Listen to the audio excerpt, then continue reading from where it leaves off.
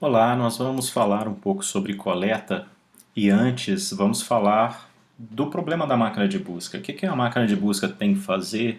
Uma visão mais alto nível da arquitetura de máquinas de buscas comerciais. Bem, esse aqui ó, é uma foto do cluster, do principal cluster, do único cluster que o Google começou. Foi assim que eles começaram lá em 99, com um monte de máquina commodity, pegaram as máquinas velhas lá do laboratório e juntaram, fizeram um cluster e propuseram uma arquitetura nova. Antes era centralizado, passou a ser distribuído. E distribuído em máquinas commodities, máquinas, vamos dizer, comuns. Isso foi uma mudança de paradigma muito importante. E que foi o que fez com que o Google, com esse novo salto de tecnologia, pudesse coletar mais páginas, indexar mais documentos, porque a web crescia muito e as soluções centralizadas já não funcionavam bem, porque não tinham boa cobertura. Não conseguia indexar uma grande quantidade de documentos e deixar essa grande quantidade disponível para o usuário pesquisar. Claro que não foi só isso que o Google fez de inovação na sua solução, para desbancar muito rapidamente os outros concorrentes à época, mas foi uma das principais, foi se não a principal. Bem, aí falando desses números do Google, né, há 10 anos atrás eles reportaram conhecer 1 trilhão de URLs. Não que todas sejam indexadas, porque uma vez conhecida, não necessariamente aquela URL, aquele documento que está naquela URL, ele é um documento que vale a pena ser indexado para que alguém possa buscá-lo. Então ele conhece 1 trilhão, mas na época indexava mais de 100 bilhões, mas não mais do que 200 bilhões. O grafo, então, considerando que na média cada documento tem cerca de 7 links, o grafo da web que o Google tinha, seria de cerca de 700 bilhões de arestas. É interessante sobre consultas que 25% das requisições são por consultas que nunca ocorreram antes, ou seja, são consultas únicas. Ela chega pela primeira vez, eu não tenho nenhum cache dela, eu nunca fiz aquela consulta antes, ninguém nunca fez. É um número alto. No entanto, tem um outro número muito interessante. A distribuição das consultas é uma lei de potência, que significa o seguinte: poucas consultas ocorrem muitas vezes e muitas consultas ocorrem poucas vezes. Então, muitas acontecem poucas vezes, a gente até já viu por esse 25% das requisições serem por consultas únicas, que nunca tenham acontecido antes. Agora, se pegar mais ou menos 2, 3 mil consultas mais frequentes, cobriria 25% das requisições. Então, 1/4 das requisições que vão chegar de uma consulta agora na máquina de busca, 1/4 está aqui em cima seria consultas que estão chegando pela primeira vez. Então, ela tem que ser completamente... quer dizer, ela tem que a máquina de busca tem que estar preparada para responder, não é só aquilo que ela já respondeu. Ela vai responder qualquer coisa. E também um outro quarto, né, seria referente às consultas que são muito frequentes, ou seja, 25% está dentro das 2, 3 mil consultas mais populares. É antagônico, né, mas é assim que funciona, assim que as pessoas buscam. Ao mesmo tempo que estão buscando coisas que são muito frequentes, estão nas 2, 3 mil consultas mais frequentes, e isso representa 1/4 das requisições. Um outro 1/4 de requisições são consultas únicas. Grande percentual das requisições possuem erros de digitação. Isso faz com que esse número aqui seja alto, porque os erros normalmente não são repetidos pelas pessoas.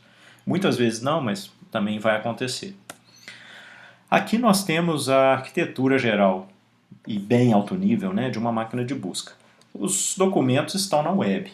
Os servidores estão conectados à internet e através de um servidor web é possível acessar aquele conteúdo. E um robô pode fazer isso. Então o coletor ele é um robô que vai na web, vai na verdade num host, conecta ao host e varre os diretórios coletando os documentos. Cada documento que ele pega, ele também vai extrair links, que é para ele conhecer outros documentos. Tudo que ele coleta vai para o grafo da web, mas nem tudo é indexado. Então, aquilo que é indexado está no banco de dados e se pode consultar por aquele dado. Então é consultável aquilo que foi indexado. Nem tudo que está no grafo web vai ser indexado, porque o grafo web é usado também para se descobrir as melhores páginas. Então, dado que existe a limitação de recursos e existem mais páginas do que recurso, ainda que o recurso do Google seja muito, muito grande, ainda assim tem mais documentos do que ele tem de recurso. Então, ele não indexa tudo e tem que, de certa forma, selecionar o que ele vai indexar. Então, vamos falar um pouco mais desse processo aqui, desses 4 componentes. Começando pelo coletor.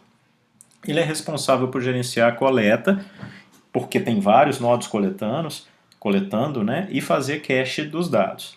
Então, as funções básicas, ele dispara URLs para serem coletados por outros nodos, então, de certa forma alguém está gerenciando, tem um nodo gerente, e vai dar as atividades, as tarefas para os nodos filho.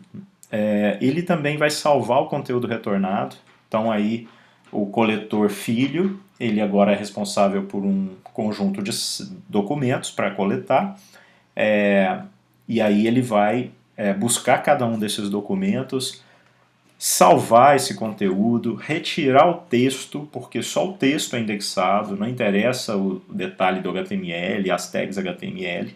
Ele vai converter aquilo que não é HTML para HTML, tanto para ele salvar uma cópia HTML, manter um backup, manter uma cópia, um cache desse documento, quanto para extrair o texto também.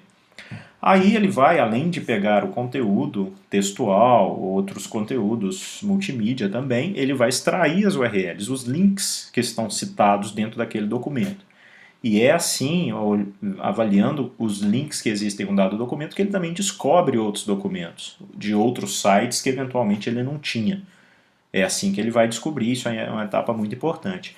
Depois ele agenda a recoleta do URL. Então, uma vez que ele descobriu pela primeira vez, ele teve acesso àquela URL, então ele já descobriu ela, ele vai ver os links, vai botar os links na fila para serem coletados, mas ele também tem que reagendar a recoleta daquele documento, porque é necessário ter os documentos mais atualizados possível.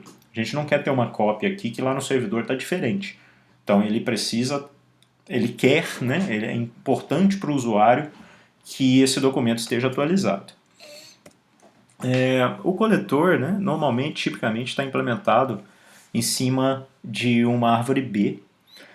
Cada URL contém diversos atributos armazenados no banco. Então, na hora que você encontrar aquela URL, nessa árvore B estaria indexado pela URL, né, é a chave de busca. Uma vez encontrado, você tem ali as propriedades todas daquele documento. Atributos como o tamanho do documento, o host dele, informações sobre quando ela foi coletada, devem ter muitas informações ali armazenadas. O número de conexões em um servidor web é limitado e, na verdade, o coletor não pode ser quem derruba um host. Então, a gente não pode jogar um monte de thread para coletar documentos do mesmo servidor. Então, é importante ao processo de coleta respeitar um certo limite do servidor. Dá intervalo de tempo de segundos que seja, né? De 1 segundo que seja intervalo de tempo entre uma coleta e outra do mesmo host. Por convenção, né, isso é feito para não sobrecarregar o servidor. Um sistema de coleta, então, ele não é simples. Ele é distribuído, então todo nodo, em geral, todo nodo da arquitetura do sistema, ele faz todas as atividades. Ele coleta, ele indexa e ele tem a base de dados para permitir consulta. A gente vai ver um pouco mais sobre como esses servidores estão organizados daqui a pouco. Mas eles fazem tudo, então eles também coletam. É preciso controlar quais URLs cada um coleta. É necessário também avaliar o tempo de recoleta, que é diferente para cada site, para cada documento. Então tem que gerenciar a fila de coleta. E os servidores ficam fora do ar também. Então, às vezes, ele está agendado para coletar num determinado período de tempo, mas não dá para coletar porque o servidor ficou fora, então ele tem que tratar isso também. Né? Não é só ignorar ou tirar aquele servidor ou aquela página do índice, porque não seria uma boa solução. Falando um pouquinho do grafo da web, um grafo direcionado contém as URLs coletadas. Então, quer dizer, A web ela tem dados de conteúdo do documento, mas dados estruturais, ou seja, de como esses documentos estão linkados entre si, e isso representa um grafo. E também os dados de uso, que aí é como as pessoas buscam, como os sites são utilizados, mas isso, na verdade, não está sendo coletado, né? O dado de uso ele chega depois. Na hora que o usuário vai acessar, ele faz uma consulta, pronto, aquela consulta dele é dado de uso. Quando ele clica num dado resultado, depois que ele faz essa consulta, aquilo também é dado de uso. Ou seja, qual é o padrão de cliques dele. E esses dados de uso também são importantes para manter a qualidade da máquina de busca. Os resultados são também baseados na análise de uso. No entanto, o ponto aqui é diferente, né? Nós temos o grafo da web, que vai explorar principalmente a estrutura entre os documentos. Em geral, o documento que é coletado ele vai para o grafo da web. E quando ele estiver bem conectado no grafo, é que ele vai ser indexado. O que é estar bem conectado? É ter bons sites linkando para ele. Então, se eu criei um documento agora e ninguém me linka, é possível que o Google não vai me indexar. Tudo bem que ele tem também um peso para o meu site, então eu criei um documento dentro de um site, então aquele site já teria um valor de peso, de importância, que já seria levado em consideração para indexar ou não, decidir por indexar ou não aquele documento novo que entrou. Se o site é novo, talvez não vai ser indexado, ou vai ser indexado apenas alguns documentos, que são os documentos que estiverem mais próximo da pasta raiz, dentro da estrutura do site. É importante destacar também, né, que você pode ter diferentes visões em cima desse grafo. Então, ainda que o grafo, na sua granularidade mais fina, esteja representando os documentos e os links entre esses documentos, é possível ter uma visão de mais alto nível para se ver o site e as conexões entre esses sites, entre os sites.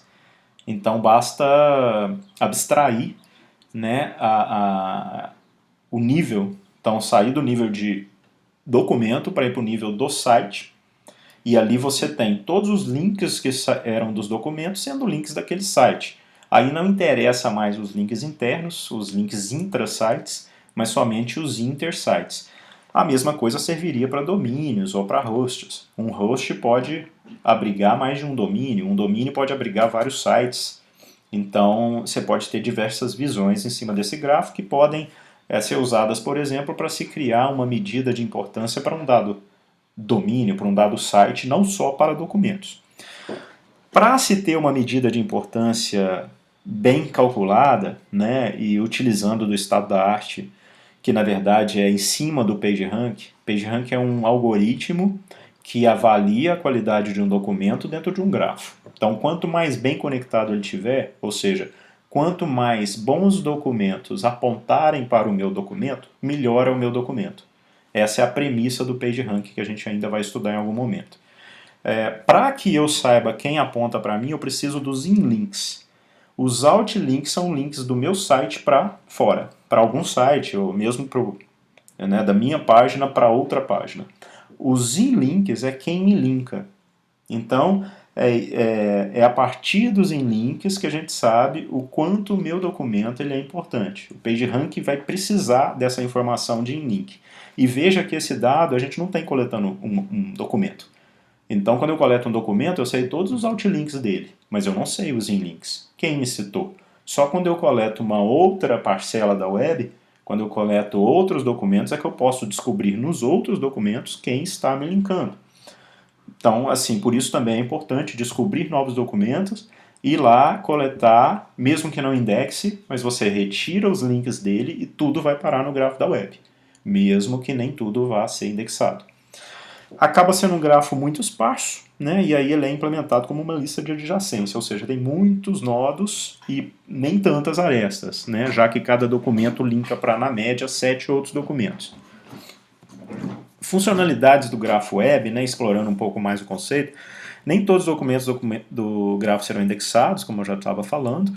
Os algoritmos sobre o grafo determinam as páginas mais importantes, né? E o PageRank é um exemplo, eu já tinha adiantado. Texto âncora também é muito importante e ele está representado no grafo da web. O texto âncora é aquele texto que está associado a um link que fizeram para o meu site. Então alguém falou assim, na página da Universidade Federal de Ouro Preto, ele marcou Universidade Federal de Ouro Preto, ele criou um link, marcou, né, essa parte do texto e criou um link para, por exemplo, o FOP.br. Então, na verdade, a máquina de busca indexa junto com a página da UFOP.br o nome Universidade Federal de Ouro Preto, porque terceiros fizeram um link e colocaram esse texto apontando para ela. Então esse texto vira parte do que vai ser indexado pelo meu próprio documento. Não só exatamente o texto âncora, que é o texto marcado, mas o que está em volta também é utilizado. Tá? É o que está sendo falado aqui. E o texto âncora é um grande discriminador do meu documento, porque mais do que o que eu estou falando, representa o que os outros estão falando a respeito do meu site. Né? Exemplo, esse link que fala Universidade Federal de Ouro Preto e aponta para um dado lugar que é a página da UFOP, ufop.br. Então é um bom discriminador e isso acaba sendo muito importante para o resultado da busca também. Muitas vezes a gente busca e não vê aquele termo que a gente buscou no documento retornado. Provavelmente alguém linkou colocando aquele texto. Então, mesmo que eu não tenha aquele texto na minha página, aquela palavra, por exemplo, alguém fez, alguém linkou e aquilo foi texto âncora de alguém. Então o Google sabe mais do que eu mesmo, porque ele tem quem linkou para mim, para o meu site. É importante também detecção de sites spam, né, que as pessoas criam documentos copiados que não deveriam, muitas vezes não deveriam, eles querem que aqueles sites atraiam tráfego para poder ganhar, normalmente para ganhar dinheiro, visibilidade de alguma maneira. Então é importante detectar que esses sites não devem aparecer no resultado da busca. É importante eliminar esses documentos. Tem também uma atividade que é feita em cima do grafo da web, que é a classificação regional do site de acordo com a sua conectividade. Ainda que seja possível identificar de onde é um site, por exemplo, qual língua ele é utilizado, de qual país ele é, a partir, né, de avaliações linguísticas, como avaliação das stop words. Então, um documento que tem muito de, para, o, vai ser um documento do português. Então, mais do que isso, é importante detectar que ele está linkado muito próximo de outros sites que têm um dado domínio geográfico. Ou seja, que mesmo que aquele meu site estivesse em outra língua, se ele tiver linkado por documentos que são aqui do português do Brasil, ele já vai categorizar o meu site, mesmo ele não sendo um .br, já vai caracterizá-lo como sendo daquele padrão. E isso é feito em cima do grafo da web. Detecção de site espelho. Então, os webmasters, eles precisam muitas vezes espelhar o seu site. Não é por sacanagem com a máquina de busca, não é para ele ter maior visibilidade como fazem os spammers. Mas ele faz isso por balanceamento de carga e tolerância a falhas. Então, se um site estiver fora, ele vai ter o outro, e aí o Google também tem que saber isso. Ah, esse aqui não está, mas eu tenho o espelho dele. Então ali está funcionando, eu vou ter que retornar o espelho agora. E ele não quer retornar os dois sites, porque eles são iguais. Então não me interessa. O resultado que ele me dá tem que ser diverso. Tem que ter documentos diferentes, não documentos copiados.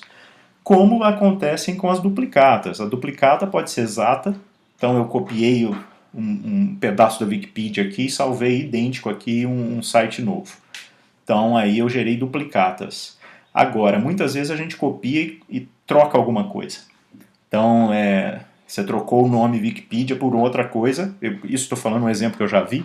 Né, o site inteiro foi replicado. E ali você tem também as mesmas informações, mas aquele ali não é o original. Eventualmente as pessoas estão trocando conteúdo ali dentro e vão botar propaganda porque também querem atrair tráfego e também querem provavelmente fazer dinheiro ou trazer visibilidade de alguma maneira. Então a gente também quer eliminar as duplicatas. Se eu acho um conteúdo na web muito interessante, vou lá e copio para o meu site, se eu copiei, não interessa o Google apresentar aquele resultado para alguém, ele quer o original. Então vai ser importante ele encontrar aquele URL, aquele documento que melhor representa o cluster, ou seja, qual era o original. Provavelmente o que ele encontrou primeiro, provavelmente o que está mais bem linkado no grafo da web. Então veja que quando a gente copia um documento, copiei uma página da web, eu copio os outlinks, mas os inlinks não. Claro que não, porque os inlinks os outros fizeram para o meu site. Então tem milhões de pessoas citando a Wikipedia. talvez até mais do que milhões. Pode chegar a bilhões de páginas que vão citar a Wikipedia. No entanto, elas não citam, ou talvez citariam muito pouco, o site que copiou a Wikipedia. Né? Então, no grafo da web é possível, com certa facilidade, encontrar quem foi o melhor representante do cluster, ou seja, o original. Nós temos aqui agora também um indexador, processador de consultas, que vai ler do banco de dados de busca. O indexador está pegando os dados do grafo e coletor para deixar ele disponível para o processador de consultas. E a gente vai falar agora no próximo vídeo.